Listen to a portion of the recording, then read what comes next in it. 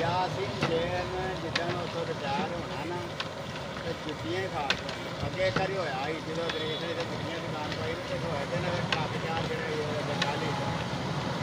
ਜਿਹੜੇ ਸੂਦ ਵਾਲੇ ਪੈਸੇ ਦੁਕਾਨ ਵਾਲੇ ਪੈਸੇ ਇਸ ਤਰ੍ਹਾਂ ਦੇ ਪੈਸੇ ਇੱਥੇ ਵੀ ਲਿਖਿਆ